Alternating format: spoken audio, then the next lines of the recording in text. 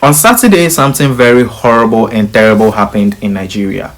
A player of a football club was nearly killed just because his team scored an equalizing goal.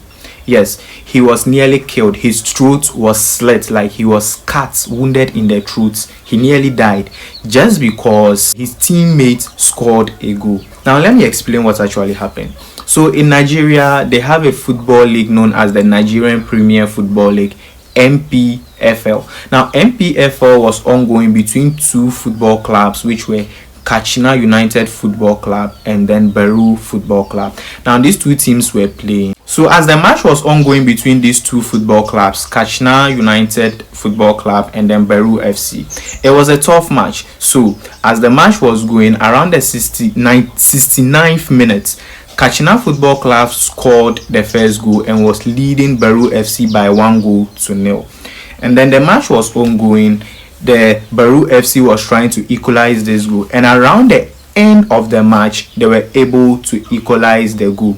The goal was scored by a player known as Orji Kalu. So Orji Kalu scored the goal, and then it was now 1-1.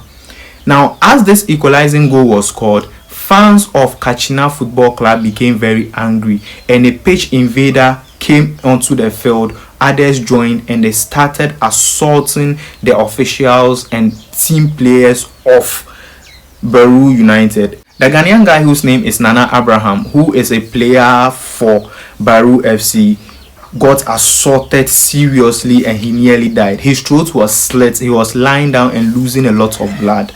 Now, the Nigerian Premier Football League has come out to place heavy sanctions against Katsina FC. They have been banished from playing in other cities. They are only to play all their matches in Jos and behind closed doors, meaning their fans are not allowed to watch their matches until further notice. So anytime they have match, they are not allowed to come with their fans. They are playing behind closed doors, and they can only play their matches in Jos. They can't go to other cities, and also they are to pay a heavy fine of 9 million naira.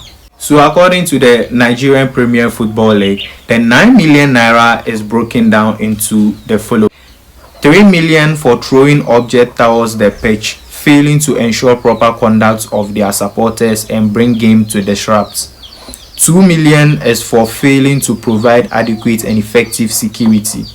4 million is as compensation for treatment of injuries, damages to the away team's buses, and for holding officials and away team hostage hours after the match. So, as usual, they did not only assault them, they held them hostage. Nigerians and holding people hostage. So presently, that's what occurred in Nigeria. Thank God nobody died as a result. The person whose throat was slit, the Ghanaian guy, is receiving treatment. Nobody died. However, people were injured severely. And this is a disgrace to Nigerian football and African football.